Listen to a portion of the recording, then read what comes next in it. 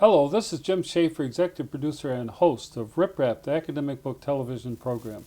My guest today is Randall Baier, and we're going to go through some of the books that we received for Rip Rap. Welcome back. Thank you. I'm ready for my surprises. Right. The first book maybe is not the most magical, but is quite relevant to the discussion going on in the country about aging and work, issues and complications or implications in a changing landscape, edited by Sarah Seja and Joseph Sherritt. But, with all the discussion about health care reform, one of the implications, along with all the other, things like Social Security and Medicare, is that people are being forced to work longer, and also the bankruptcy of the retirement programs. And so this book is a really great book taking a look at the issues that raises, and it talks about like the emerging challenges for organizations and older workers in the 21st century, employment patterns and demographics, implications of an aging workforce, and the changing nature of jobs. What happens if you have older workers going on like that, and work performance issues about managers' attitudes toward older workers, and the workplace and ergonomic issues. Someone's starting to suffer from arthritis or heart problems or safety and health issues. What does that all mean? So I thought this was a pretty interesting exploration of what happens when you have people working longer. With Social Security now, you could retire at 62, but you really don't get full benefits till 66. And also the people who had worked 30 years in the car industry, now they're having to go back to work because there's no retirement program. Yeah. There was in terms of this, you're mentioning the Social Security, it is really true. People having to make choices. I know even in my own workplace, which was an academic workplace, not a factory floor or small business, there's a survey circulating in terms of what would it be? What kind of planning do we need to do in order for you to retire, say, at the normal age rather than work, till you're 65 or 70? What would encourage you to retire, I guess is what it is. And the issue is the drop of the economy, the sort of the diminishing of benefits after retirement benefits. And in some cases, people are saying, I'm actually liking what I do. I don't feel worn out. I'd like to continue. But the implication there is, I guess, related to this book now. I guess I'd call that a positive implication. What if an employee wants to stay? But why is that, why is that the case?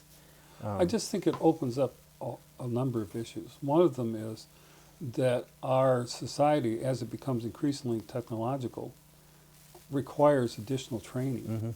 And also, as it becomes more complex, going back to school or having to take classes to stay up to date on the material in your chosen career industry or work area is going to be ongoing.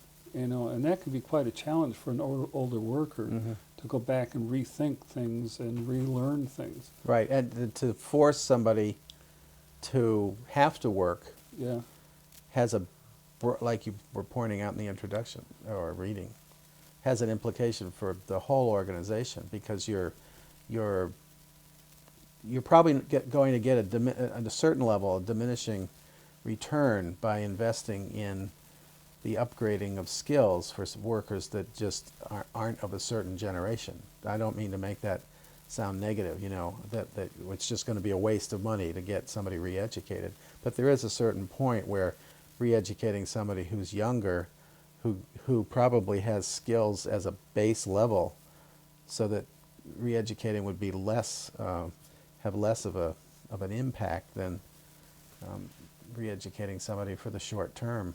Well, another fundamental... It's just one level, though. One aspect. One fundamental thing is the longer workers stay in place, the less openings there have for younger workers to come in. Right. And that's a real problem right now. Right. We've got people who have the degrees BAs and even masters, and they're having trouble finding a job. It's very Or true. they've been working, and all of a sudden their whole factory or company shut down, and they're back out on the street, desperately looking for jobs, and that's quite a challenge. I mean, That kind of competition is true of, I think, almost any profession, maybe professions or any workforce, any work environment, from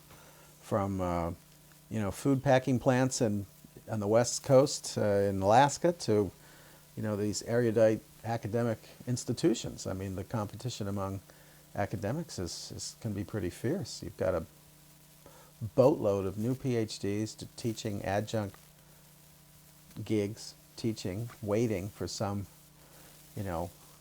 tenure track position to open up or some full-time position to open up, and some of the full-timers are sticking around.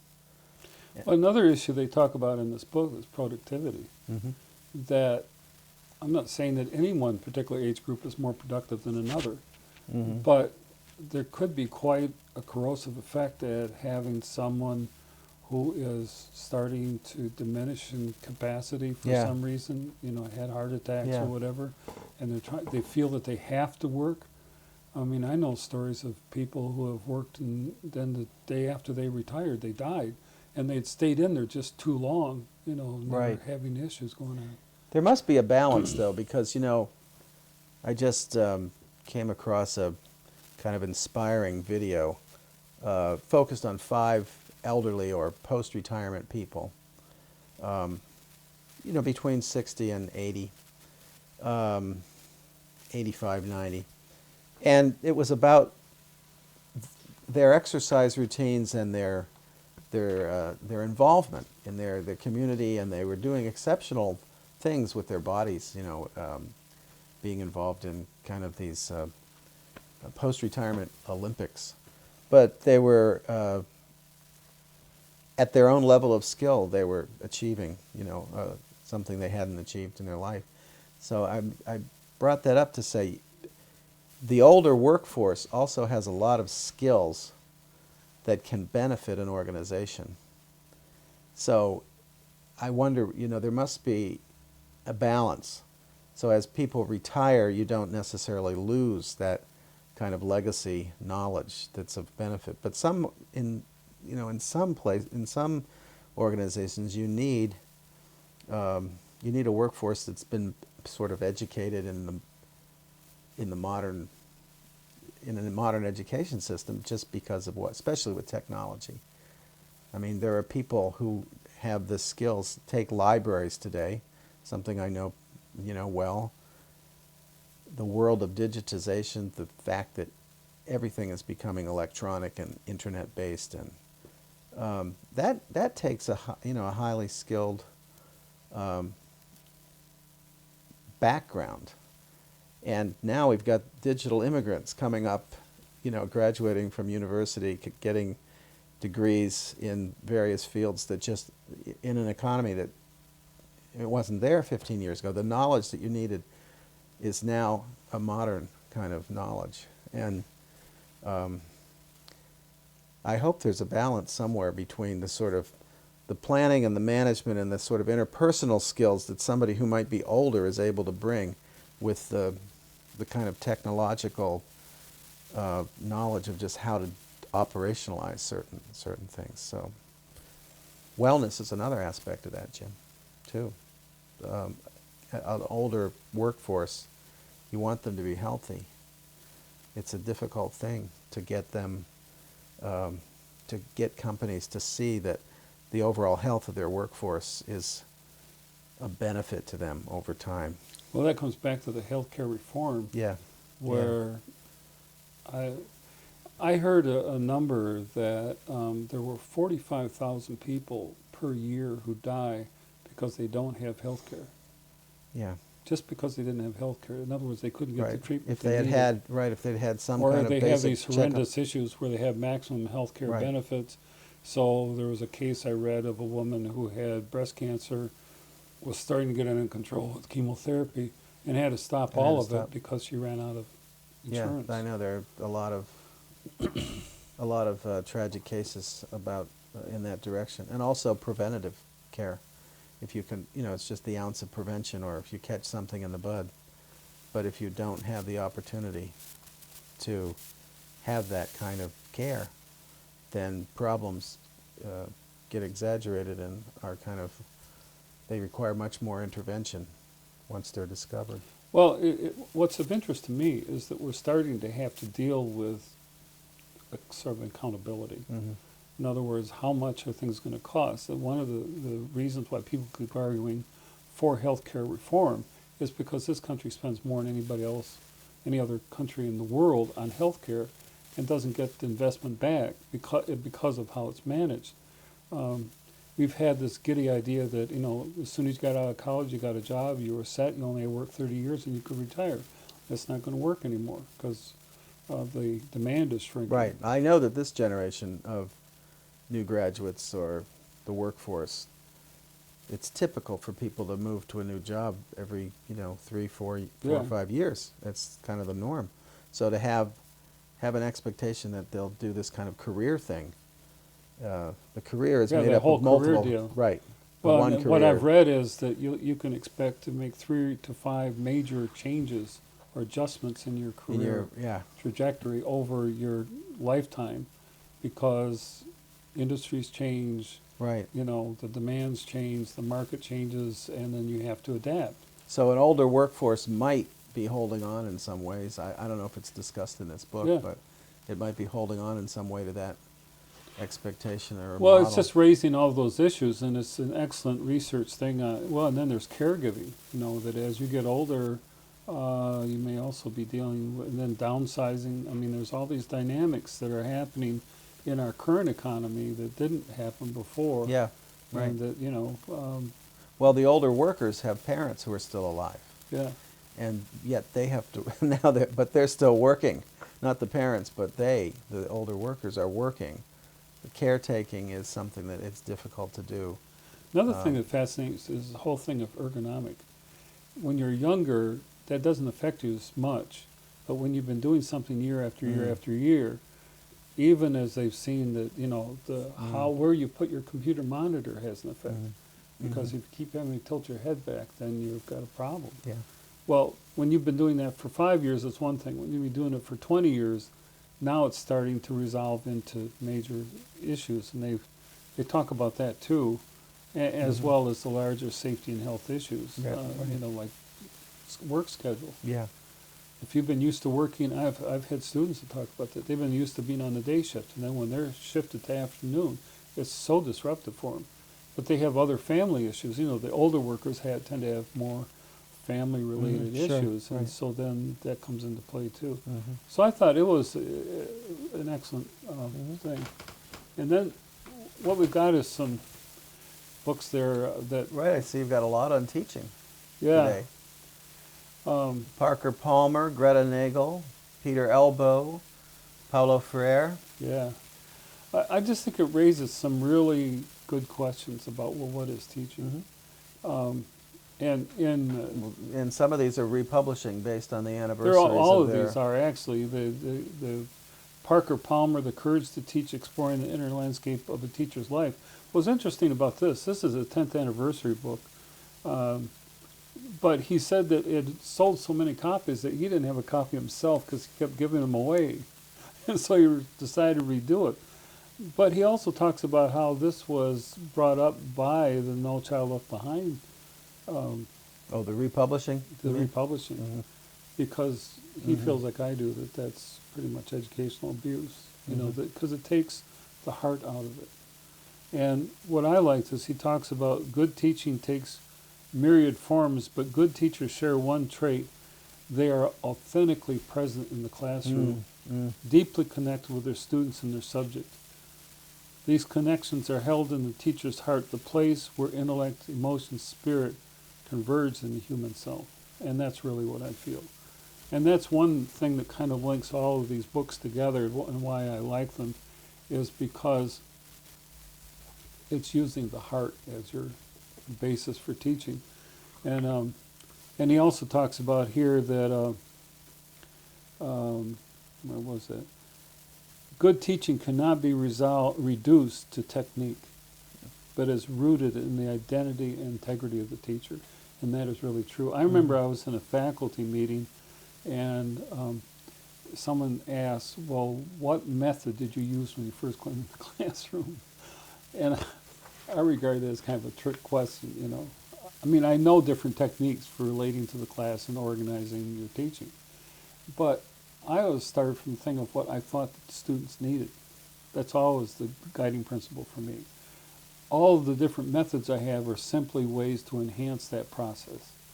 And that's kind of the way, that is the way that Parker Palmer orients himself, you know, the heart of the teacher, a culture of fear, education, and disconnect with life. I run into that a lot with my students. And one of the interesting things is that, because I teach writing, any student that tells me they're afraid to write or uncertain about it goes back to the teacher, unfortunately. Every Really? one of them. Mm-hmm. And when I get to know them, they can tell me who said it, what they said, and when it was said, and it can go all the way back to first or second grade. And so there's that part of teaching that I think you can never forget, that when whatever you say or do in the classroom could have Has an impact down the a line. lifelong impact on that person. Yeah. You know, that's a huge. It shook me up after I started teaching when a student came up, and it was a pleasant thing. It was really wonderful. And she said that something I had told her had changed her life. Mm. Yeah, and I thought, wow, what is this? And I remembered what I said. Right, I didn't get Big Macs anymore. I Yeah. decided. No, I remember what I said, and I had been working with her over the semester, Yeah. time after time after time. And on that particular day, she finally understood what I was trying to get her to do. Yeah.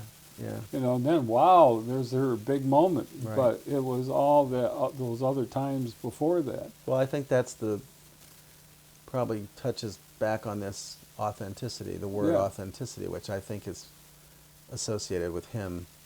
But that means that you're paying it, and it's difficult to do. It's not easy. You're paying attention. You're kind of aware. Yeah. You're tuned into what your students are not only writing or doing, but in the classroom. So there's this loop. You're supposed to make some. I know there's, the buzz of authentic assessment. That is, how do you prove or show that what you say you're going to teach you actually do? But part of it is that just that loop of communication among students and between those students and a teacher. And it really is. Whatever, challenge, assignments, testing, whatever you want to call it. There's some It's basic the dialogue with the student. the dialogic relationship, so that Yeah. you know what they're trying to do and what they're struggling with or have That's accomplished. very hard. Yeah. Because you really have to have yourself together, as they say, to Well, be it's- able to deal one-on-one Right. with students. 'Cause- Especially when we've got, that stuff. We've got pressures on teachers. I mean, you look at the K-12 world. You've got bigger classes expecting teachers to have more in their classroom. Well, you got these books of curriculum. Right. I mean, And the and testing itself, expectations, you're working Yeah. to the test, and to have third graders and fifth graders structured to be working towards this state in our case, the Michigan educational assessment thing, Yeah. MEAP, and in other states have the same thing. It's this, Well, that's what he talks baseline. about in this. You're not really, standardized tests are administrative convenience, not necessarily an accurate measurement Mhm. or assessment. They show something, but then you get the problem is that it's the fact that you're relying on that one line, Yeah. cross the line or don't cross the line, and then you're sort of predicting what those actual those levels show you about particular individuals. That's what. Well, as someone who teaches not writing, fair. I feel, since they really started getting really intense about the No Child Left Behind, I feel that there's a distortion happening in their teaching. I mean, Mhm. it's not the fault of the teachers, it's because of the way the system Mhm, operates. mhm. So that by the time I get them, they really don't know. They don't have any confidence in what they're writing. Not everyone, but I mean, there's different degrees of this. And they don't know the process. They've been taught kind of a rote method. And so for them to actually use critical thinking is like a wow moment. And that's a real struggle. I mean, it sometimes carries us on through to halfway through the semester, just getting them to think Right. and Right. really understand stuff, you know. It's really quite a struggle. It's the counterintuitive way. I mean, I'm reminded of Peter Elbow, uh, who I'm sure you know very well in terms of his books and whatnot, because Yeah. he writes about writing. This book is Writing About Teachers, 25th Anniversary Edition. Without teachers. Did I say Writing Without Teachers? Did I read it wrong? Yes, Writing Without Teachers. You know, his message of the few times I've read things by Peter Elbow is to sort of incorporate a whole life into how you express yourself in words. It's not a matter of, you know, assignments, mimicry, or whatever. It's a matter of sort of, I don't know, fulfillment, challenging your expectations of who you are. His singular contribution is the notion of free writing. Mm-hmm. In other words, how to express your heart. I have some reservations about that. I mean, I like it as far as getting students going, Mm-hmm. because they've tended to be trained by the procedure, what I call the procedure or rote method of teaching, which is mind-driven. And free writing allows you to set aside time and space for the heart, and I like that. But one of the difficulties is that you still need to have the structure in your writing. Mm-hmm. And so that's the other balancing part. The way I teach is to try to include that. I get them focused or centered on using their heart and their voice to express themselves, but then I work with them on having, you know, a formal essay structure, because that's what I'm teaching is you know, the formal essay. But that's quite a struggle. I mean, and what's interesting is whenever I have a student and they say, I don't know what to write about, I said, well, that's your mind talking, listen to your heart. Mm-hmm. And when they do that, then they say, oh yeah, They can this get is what I something want on to talk paper. about. Right. Yeah. Yeah. So there's a famous book on free writing, which is the word N, or nothing begins with the letter N. That's actually the title of the book. And that's what the whole thing, just start writing, trying to get it, you know, reconnect with your heart, and then you can go from there. And that really does help.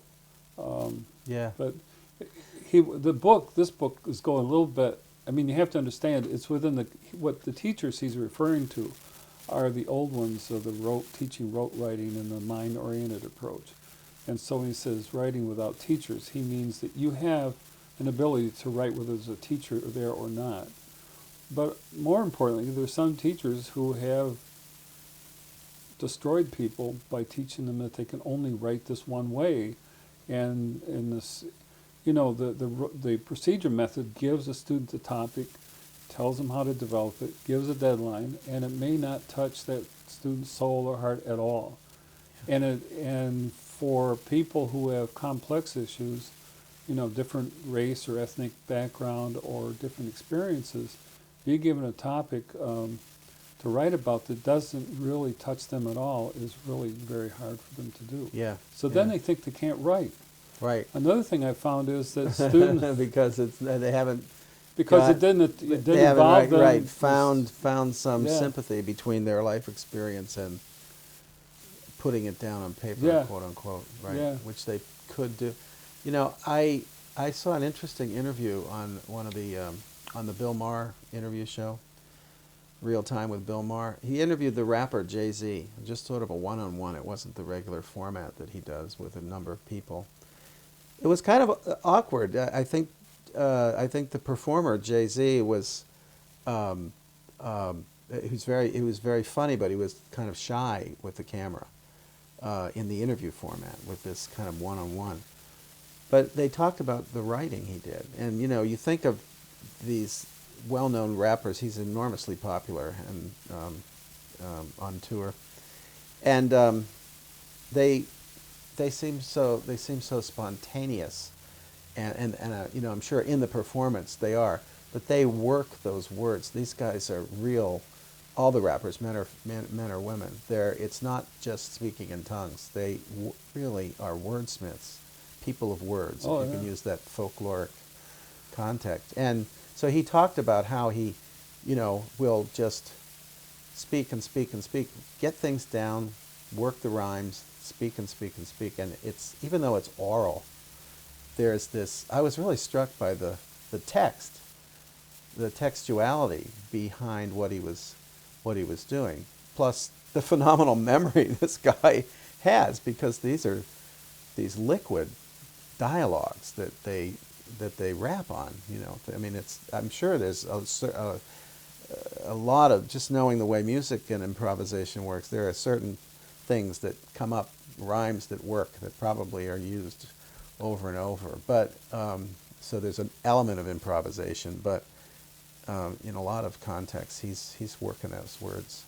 It's a real, but everything he was talking about was coming from some core experience that he had. I think it was genuine in that sense. Well, that's the thing that I've done with my own teaching, is that under the procedure method, it was topic. It was very large, because you have to have something very large so that enough students can plug into it.